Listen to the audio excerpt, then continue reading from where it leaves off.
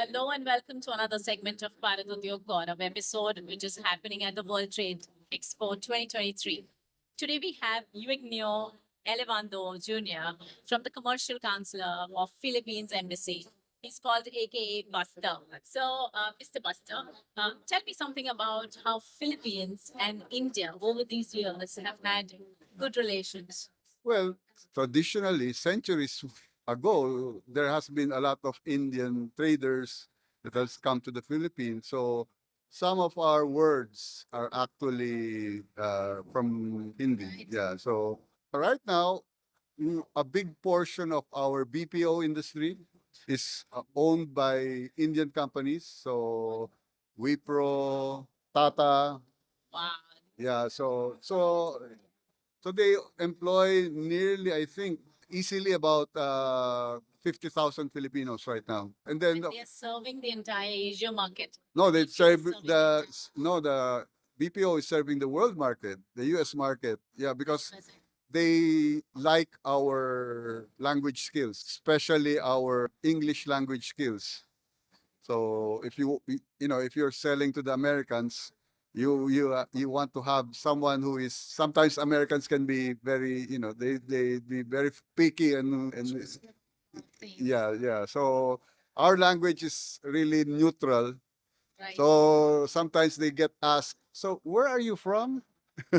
So So that's strong as a language skill. yeah, it's very strong language skill. Of course, we owe that to the Americans who were with us for 50 years. No, they came in 1901, and then but they left 1946.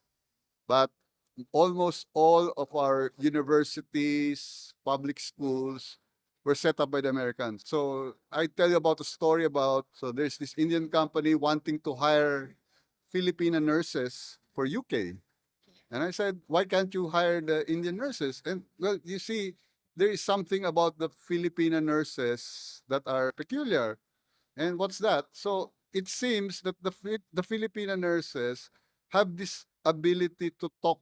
Become as a caregiver, Not only that, but to talk to the doctor. communicate well. Yes, and not just communicate well, but she can tell the doctor, doctor, I don't think that treatment is working well with this patient. Yeah, so of course, during the pandemic, when the doctors were stretched to the limit, you would need everyone to step up. The Philippine community is becoming extremely strong in terms of being communicative across various regions. You just gave an example of hospitality, you gave an example of BPO. Yeah, BPO, yeah. So maybe we're just a loquacious people. This just reminds me, G20 just happened. Yeah. And it's such a classic case. Yes, yes. That one planet, one family was the theme. And here we are discussing that 50,000 plus Filipinos are being recruited by tech companies, Yeah, however, it's yeah, in India, in India, serving UK and Europe, Europe, and now US. US Yes, as a yes, whole. yes. So this is a classic example of having one planet, Oh one yeah, oh family. yeah. But for us also, India has been we import most of our pharmaceuticals from India. This industry is Yeah. very strong in India. Yes. We were very glad because of Mr. Modi, our Mm. Prime Minister, who ensured that everywhere, Yeah. every life should be saved, and we should serve ourselves not only to our country but all the fellow countries. So I arrived here just before the pandemic, 2 months before the pandemic. So, I have a very interesting story. Please go ahead. So when the pandemic happened, there were so many Filipinos that were stranded in New Delhi. They wanted to go home.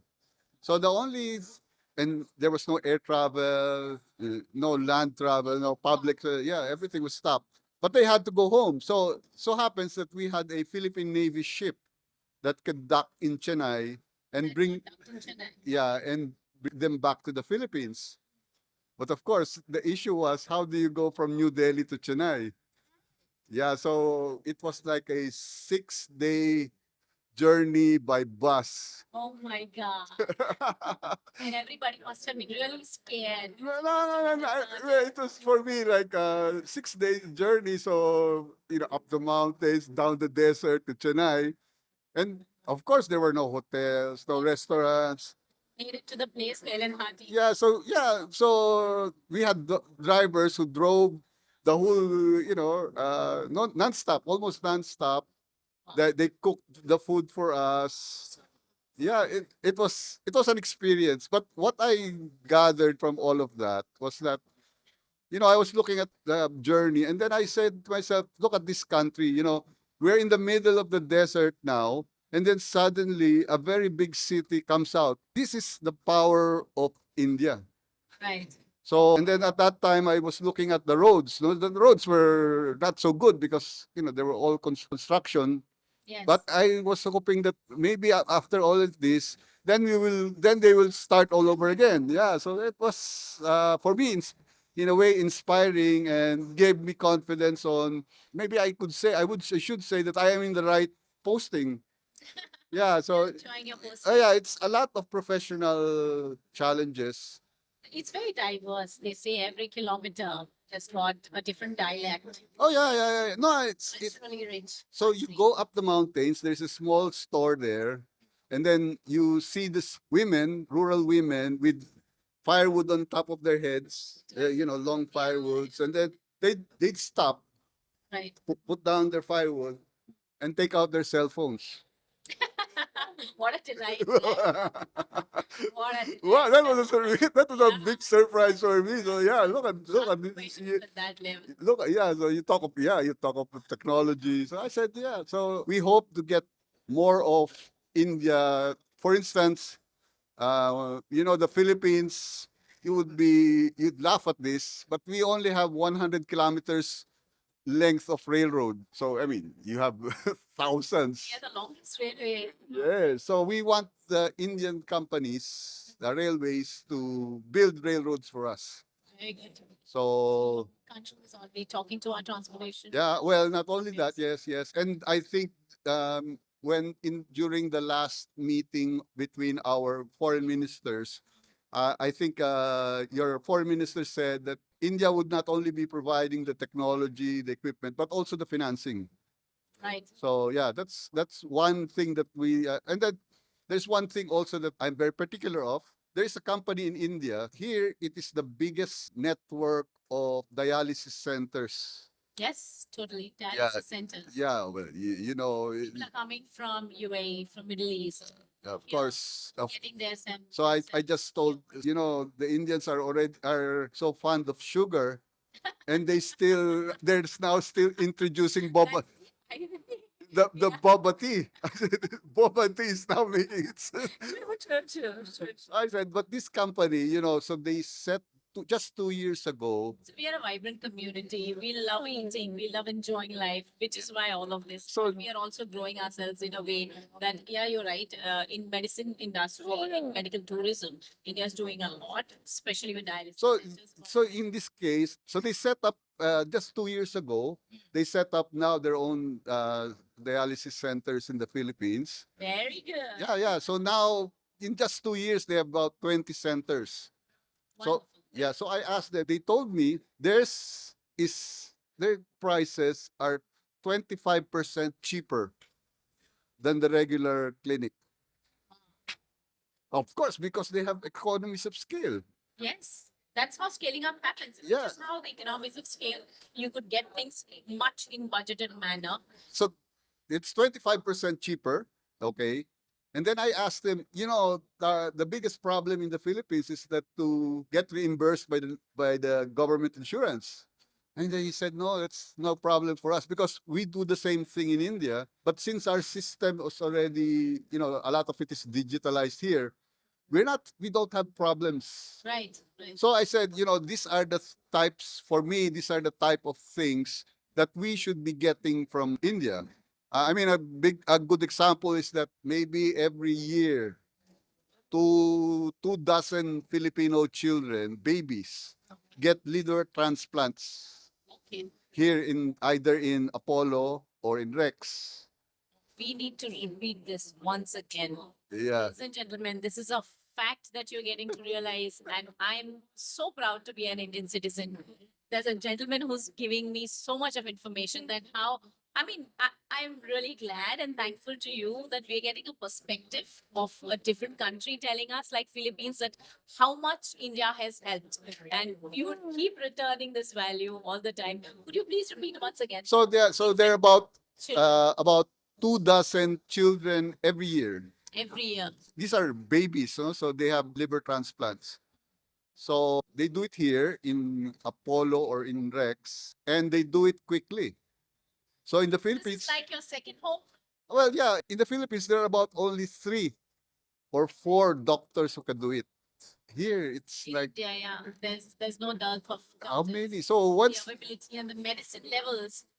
when they arrive, it only takes maybe if everything is okay, successful, that in about a month's time they'll be going home. We're so proud of the fact that infants from different countries are being, needled here, and we are allowing them to grow and become big individuals, take up careers, and all of it. But that starting point of that liver transplant, which is so critical, India's helping. I feel proud. Yeah, you should. You should. So I said, we have to do something about getting those technologies or those systems. Okay, of course, I have to also tell you that we are also training a lot of your doctors, nurses, in the Philippines. So yeah, they're finishing their degrees in the Philippines, Wonderful. and now there are many pilots being trained in. A true, example of having the synergy between two countries. Yeah, because in your case, you really lack pilots. Yes, we do need. Yeah, you did. So they are sending them to the Philippines for training. There's this story. So people ask us, why are you, good at airspace? Well, I said, well, when the Americans came, of course they brought their air force. Right, So all these planes has to be serviced. right. So they built schools, Such universities. a fantastic, smart utilization of resources. Oh yeah, yeah, yeah. So you would find all this. Intelligent to use the resources. I must say that. Well, yeah, but of course it's a bit sad for them because have to do their business or earn their livelihood overseas, away from their families. Oh, that's so true. Yeah, I mean, I know the same thing because a lot of Indians are working overseas right now. So yeah, so we feel the same No thing. gain comes without any pain. Well, yeah. I'm kind of glad to My have you problem here. is they tell me, I'm just like, a wind up toy. All right. So if you wind me up, I just keep I just keep going and going. Anyway, I'm also here because we want to promote infrastructure, joint projects between India and Philippine companies in infrastructure projects. GMR, are you familiar with GMR? Yes. So they built and operate the Mactan Cebu International Airport, the second largest airport in the Philippines. That's about 3 million passengers every year. Every year. Every year. And A commendable project. but and what is the more commendable, in just so many years of operation, they made it to the best airport in Asia Right. for airports with less than 5 billion. Oh, really? Yeah, if you look at the so, but I'm saying, of course, the business will grow because when you talk of Cebu is at 3 million. Certainly, when you have actually gone ahead and got the entire international airport done, imagine the amount of influx. We're not talking about tourists themselves. We're talking about so many people from different countries coming together. Or Employment to all kind of trades to yeah, businesses. so You are actually inviting a lot of people to come to your country. yeah, and then so yeah, we want companies like, and for our part, we know that India is for the last 40 years, you have not modernized or expanded your ports. So we are But we are fully utilizing it with yeah, the kind of the C4s that we are using. yeah, but you see, that's We But have the longest coastal, yeah, that's utilizing. But we're saying you know that it's going to be expanding more. yeah, it has a lot of potential to expand. So you are going to be the third largest GNP Right. in so many years, but your ports are not yet might not be One big month, enough. every single sector is going to be taken into consideration. Yeah, but the A problem lot of exports. but the problem with India is so big a country. You need to grow everything at the same time. Everything at the same time. Everything I is, don't know. It's like so much happening. yeah. So anyway, we're here we're that's why we're here. We're trying to present ourselves. Of course, we know ports are island. Ports very well. Yeah, Okay, here, let's make a request to the government of India. Philippines, as a country, has got amazing ports. So I think we should take the initiative to learn something from them and get amazing ports in India. yeah. It's so many things that for me here. So when I arrived here, there's like a $2 billion trade deficit with, for the Philippines. Yes. So I told my government, there is nothing that we can sell that will make up for $2 billion. But I said there are a lot of business opportunities that we can do Yes. that will, make money for all of us. Shortcomings and shortfalls, but if you synergize and you work around with the stronger, powerful areas of each other, probably as associations or as countries together, we could progress much faster. Yeah. And I think that is something that G20 also people have realized, and a lot of countries have realized, and we have these kind of World Trade Expos. We would really want you to have in the next year also to come. Yeah, Yeah, there's yeah. so much complement between us. Yeah. So yeah, it's nice to be here. I'm happy to be here in Mumbai. You're I going to be here for how long? until tomorrow is the okay. So And then back to New Delhi? yeah, New Delhi. Yeah. But I think I was. Work takes the precedence after a certain period.